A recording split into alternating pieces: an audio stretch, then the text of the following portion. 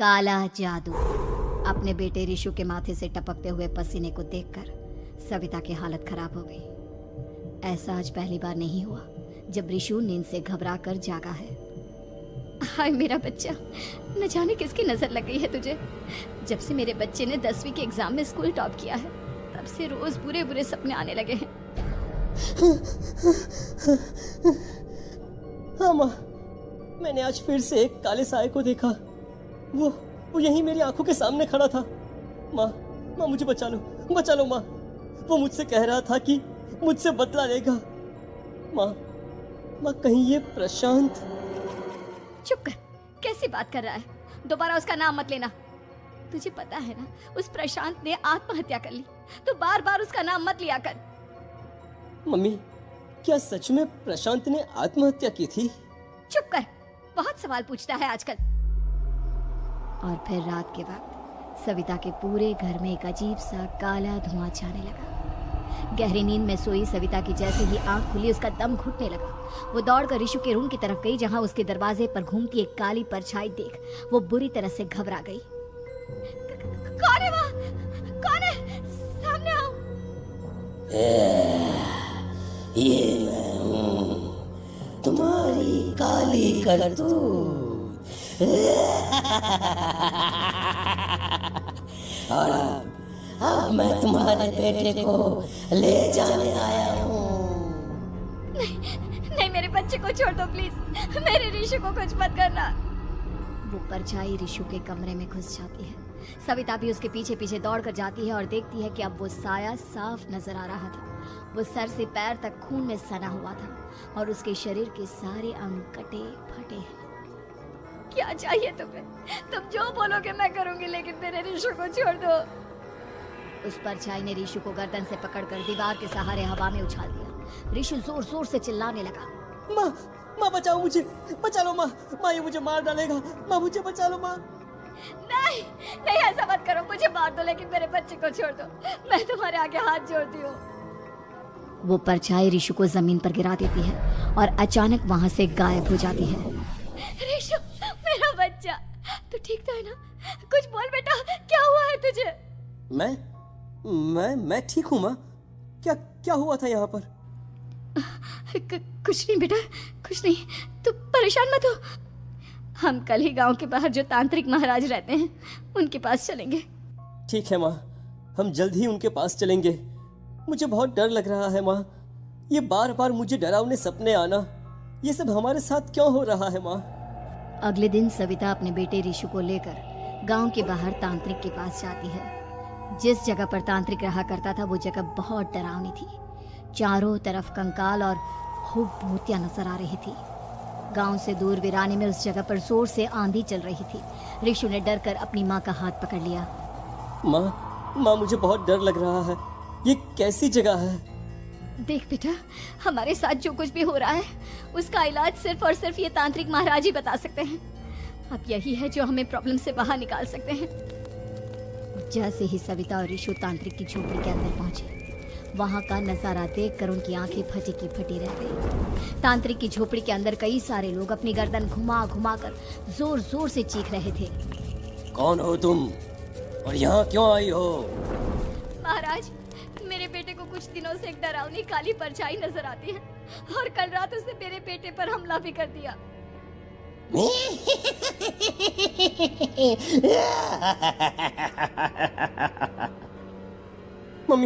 Mummy हमें यहाँ से चलना चाहिए। ये जगह मुझे ठीक नहीं लगती। नहीं बेटा, ऐसा नहीं कहते। रुक जाओ, 2 मिनट के लिए रुक जाओ। क्या कहा? काली परछाई? तुम्हारे बेटे पर किसी काली परछाई ने हमला किया? हाँ महाराज, वो कह रही थी कि वो मेरे बेटे को कुछ कर देगी। कोई उपाय बताइए महाराज, मेरे बेटे के साथ कुछ गलत नहीं होना चाहिए।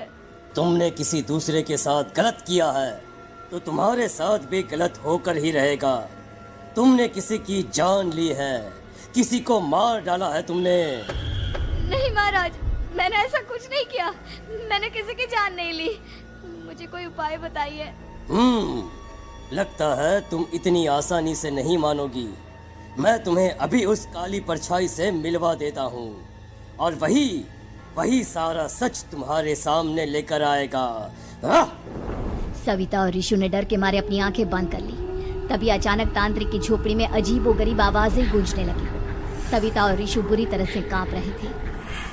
आंखें खोलो और अपने सामने देखो।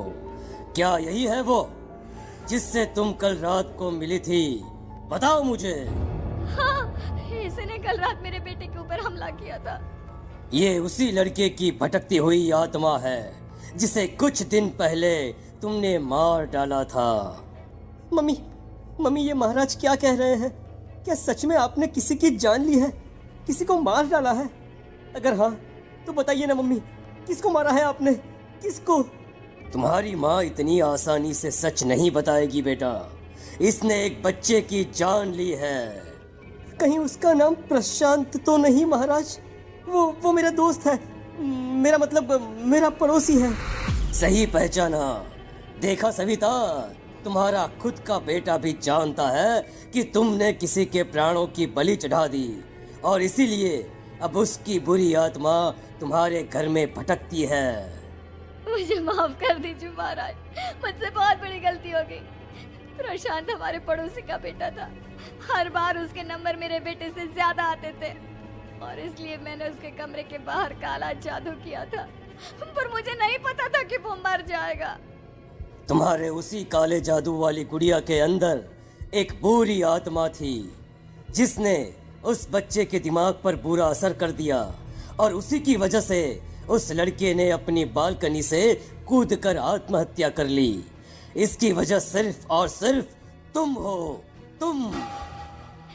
नहीं नहीं महाराज, जो कुछ भी हुआ मुझे नहीं पता था कि प्रशांत अपनी जान दे देगा।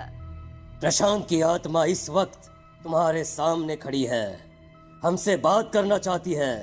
बोलो बोलो, क्या कहना चाहते हो? मैं जीना चाहता था, बड़ा होकर कुछ बनना चाहता था। आपके बेटे से मुझे कोई परेशानी नहीं थी। अरे वो तो मेरा अच्छा दोस्त था। मुझे माफ कर दो बेटा, मुझसे बहुत बड़ी गलती हो गई, मुझे माफ कर दो। माफ करने से मुझे वापस जिंदगी नहीं मिल जाएगी। मेरे माँ बाप आज भी मेरे लिए रोते हैं। आपने मेरे साथ बहुत गलत किया है, बहुत गलत। और तभी अचानक प्रशांत की आत्मा वहां से गायब हो जाती है। सविता जोर जोर से रोने लगती है। सुन लिया तुमने? ये तुम्हारे अपने ही किए हुए पाप हैं जो इस तरह से तुम्हारे सामने आ रहे हैं। माँ, ये आपने अच्छा नहीं किया। सिर्फ 10th बोर्ड के एग्जाम में मैं टॉप कर पाऊँ इसलिए आपने मेरे दोस्त के ऊपर काला जादू कर दिया। नहीं मम्मी, नहीं, अब हम कभी खुश नहीं रह पाएंगे, कभी नहीं। मेरे दोस्त की आत्मा को कभी शांति नहीं मिलेगी मम्मी, कभी नहीं। लेकिन मैंने जो कुछ भी किया सिर्फ तुम्हारे लिए किया। वो लड़का हमेशा फर्स्ट पोजीशन पर आ जाता था और इस वजह से हमेशा तुम्हारे मार्क्स कम पड़ते थे। मैंने तो सिर्फ उस पर एक छोटा सा काला जादू किया था बेटा। मुझे क्या पता था कि उसका ये नतीजा निकलेगा। जिस गुड़िया को तुमने उस लड़के के कमरे के दरवाजे पर लगाया था, दरअसल उसके अंदर एक बुरी आत्मा का प्रवेश हो गया था, जैसा कि अक्सर काला जादू करते समय हो जाता है। मुझे अपनी गलती का एहसास हो गया है, मैं प्रायश्चित करना चाहती हूँ। आप बताइए मैं क्या करूँ? प्रशांत के घर जाकर उस काली गुड़िया को वहां से निकालकर यहाँ लेकर आओ। मैं उसे आग में जलाकर राख कर दूंगा और उसके बाद प्रशांत की आत्मा को हमेशा के लिए मुक्ति मिल जाएगी। अगली रात सविता चुपचाप अपने पड़ोसी प्रशांत के घर जाती है। प्रशांत के माँ बाप प्रशांत की मौत के बाद उस घर को छोड़कर हमेशा के लिए वहां से चले गए थे। जैसे ही सविता उस घर के अंदर कदम रखती है, उसका सामना अजीबोगरीब हैवानियत से भरी आवाज़ों से होने लगता है। ऐसा लग रहा था जैसे कोई बुरी तरह से चीख रहा हो। सविता जैसे ही प्रशांत के कमरे के बाहर पहुंचती है, वहां पर लटकी हुई गुड़िया के शरीर से खून टपकने लगता है। ये क्या हो रहा है? इस गुड़िया के शरीर से खून क्यों टपक रहा है? सविता हिम्मत करते हुए उस गुड़िया को वहां से उतारने की कोशिश करती है, लेकिन तभी अचानक से बहुत भयानक दिखने वाली औरत उसकी आंखों के सामने आकर खड़ी हो जाती है। मैं यहाँ से कहीं नहीं जाऊंगी और अगर तूने मुझे यहाँ से हटाने की कोशिश की तो मार डालूंगी मैं तुझे। नहीं नहीं, मुझे तुम्हें यहाँ से ले जाना ही होगा, नहीं तो मेरा बेटा, उसकी जान को खतरा है। मैं तुम्हें नहीं छोड़ सकती। अगर तुम्हारे अंदर हिम्मत है तो मुझे इस घर से बाहर ले जाकर दिखाओ। और ऐसा कहकर वो औरत सविता के ऊपर हमला कर देती है और उसे हवा में उछाल उछाल कर जमीन पर पटकती है। लेकिन तभी अचानक मौका देखकर सविता अपने हाथ में ली हुई सुई उसके हाथ में चुभो देती है। हाथ में सुई लगते ही वो औरत जमीन पर तड़पने लगती है। ये क्या किया तूने? ये क्या कर दिया? तुझे ऐसा नहीं करना चाहिए था। तांत्रिक ने मुझे कहा था कि तुझसे जीतने का सिर्फ यही एक तरीका है जिससे मैं अपने पापों का प्रायश्चित कर सकती हूँ और अपने बेटे की जान बचा सकती हूँ। और उसके बाद वो डरावनी दिखने वाली औरत एक छोटी सी जादुई गुड़िया में तब्दील हो गई और सविता ने उसे ले जाकर तांत्रिक को दे दिया। तांत्रिक ने जादुई गुड़िया को आग के हवाले कर